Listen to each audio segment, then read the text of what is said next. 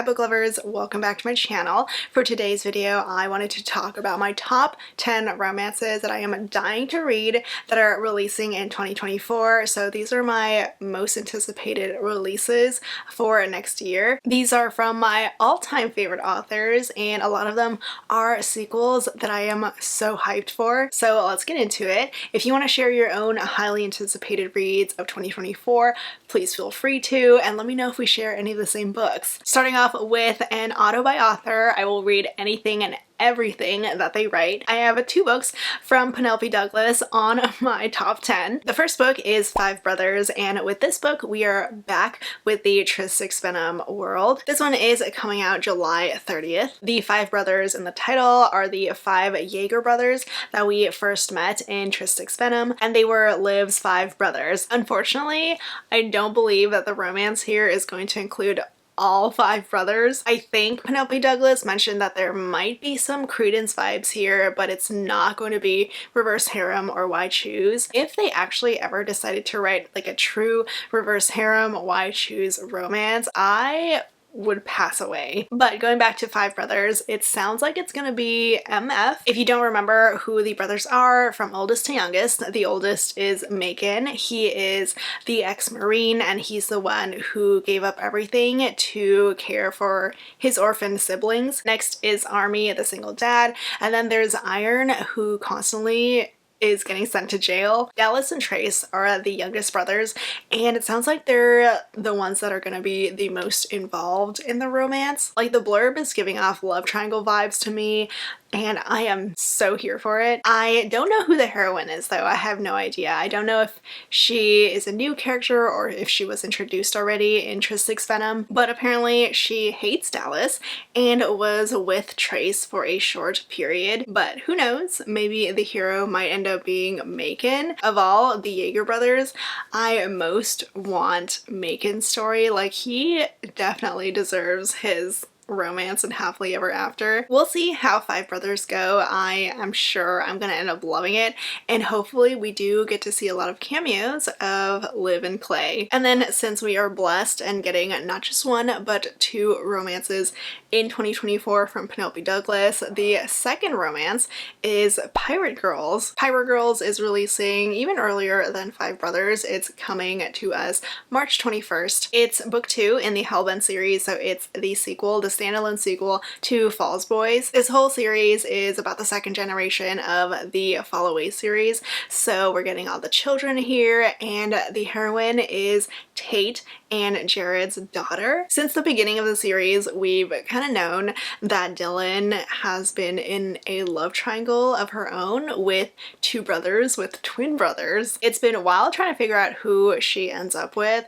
but the two guys are Cade and Hunter, who are Fallon and Maddox's twin sons. Personally, I've always been Team Hunter, so we'll see if I'm right. From what I remember of their dynamic, Dylan and Hunter were best friends, or maybe all three of them were best friends, but Hunter was in love with Dylan. He was the quieter one of the twins, and he couldn't really stand seeing her with Cade, or just he couldn't stand being second best to Cade, so he struck out on his own. He moved away to live with like a family member. He moved to a different part of town, and now he attends Dylan and Cade's rival school. So this book is going to be another new adult contemporary romance set in college. I can already feel the angst. Like, there was so much tension from the little that we got of these three characters in Falls Boys. I'm really hoping though that Hunter and Dylan are endgame, because Hunter is giving off obsessed hero vibes. But either way, I believe in Penelope Douglas, and I believe that they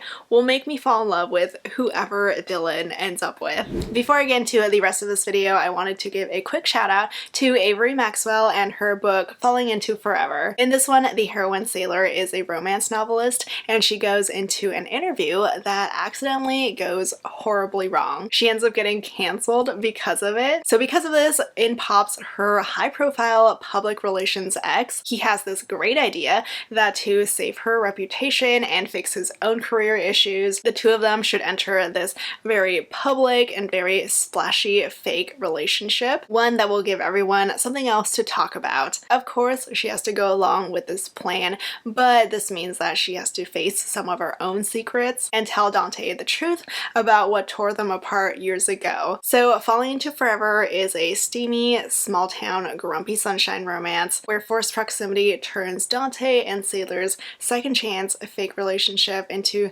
something real. Don't forget to grab your copy of Falling Into Forever. I'll leave a link down below for you to check it out. A big thank you to Avery Maxwell for sponsoring today's video. And on with the rest of this video. And then the next book that I am dying to get my hands on is King of Sloth by Anna Huang. This is the fourth book in the Kings of Sin series, which I love. So far, I think I love this series more than the Twisted series, which, don't get me wrong, I still do love, but I'm kind of obsessed with the Kings of Sin series. So for King of Sloth, I am guessing this is going to be Sloane and Xavier's romance. I loved when they were first kind of mentioned together in King of Pride. Like, you could definitely see that something was happening between them there. Sloane is the third best friend to Isabella and Vivian, who were the first two heroines in the series. She works in public relations and she gets Xavier as one of her newest clients, and she kind of hates him because he makes work so hard for her. He is the youngest son of this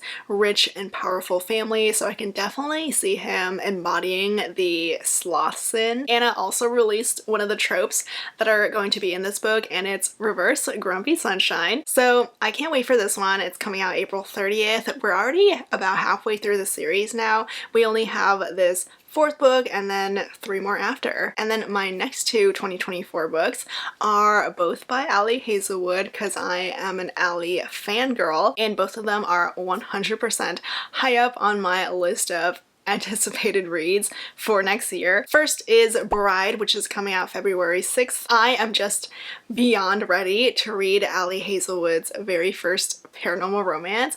I remember being so shook when she first announced that she was writing this. It was so out of left field. I never really expected her to come out with a paranormal romance, although I will say I am waiting on her Omegaverse romance. Like, she's so heavily in her STEM romance era, but it is nice that she can branch out of that. But anyway, Bride is going to be a marriage of convenience romance between a vampire heroine and a werewolf hero. The heroine is the daughter of the most powerful vampire councilman, and the hero is the alpha of his werewolf pack, and the two of them have to get married to keep the peace for this alliance, and I'm so excited. I do have this one on my Kindle. I have the arc of it, and I kind of want to just drop everything to read it, but I do have some book club obligations to read first, but after I get through those, I'm definitely gonna read Bride. Ali is also blessing us with another book in 2024. This is Not in Love. Bride is her paranormal romance debut, but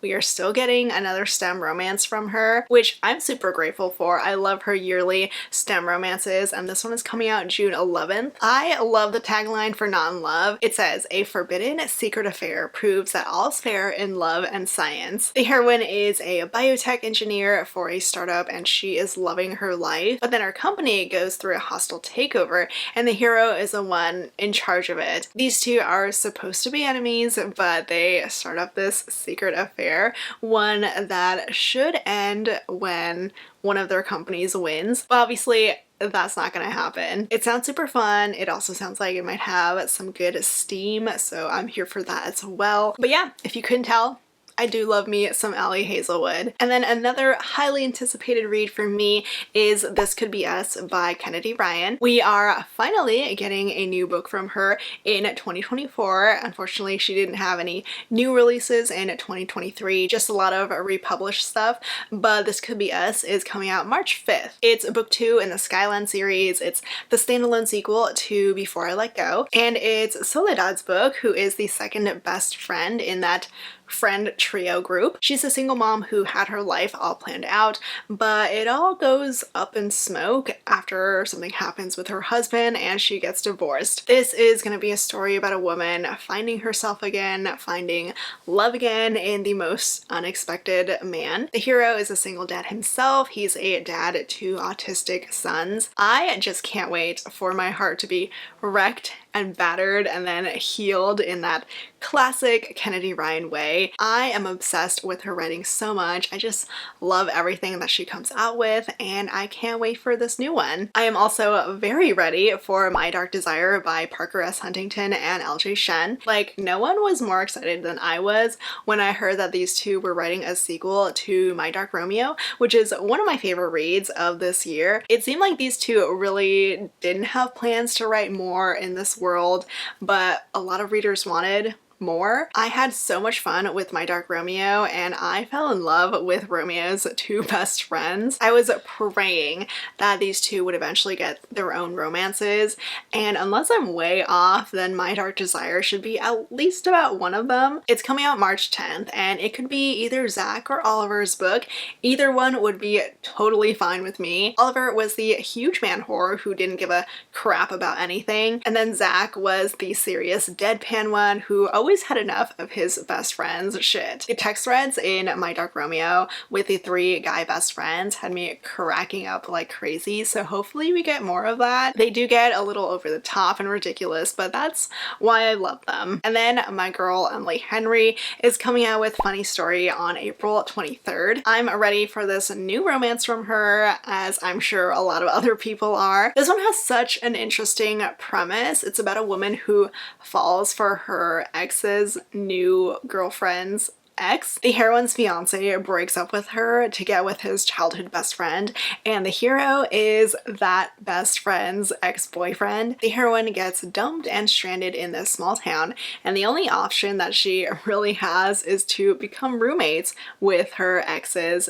new girlfriend slash fiance's ex. Like, he is the only one who understands what she's going through because he's going through the exact same thing. And then they come up with the brilliant plan to make it seem like they're falling for each other by posting these misleading photos online. So we have exes getting a little revenge, a roommate's romance, and hopefully lots of Emily Henry humor and charm, because I love her. It's also kind of fake dating too. I mean, I know there was fake dating in the last Emily Henry book, but this one seems different enough, and plus I'll forgive Emily Henry anything for writing a roomie's romance. Also in my top 10 most anticipated romances of 2024 is The Throne of Blood and Honor by Bree. I am just so hyped for this fantasy romance sequel. This was supposed to release in late 2023, but the release date got pushed back, so now it's out April 19th. It's book 2 in the Mortal Fate series, and I have so many expectations for it since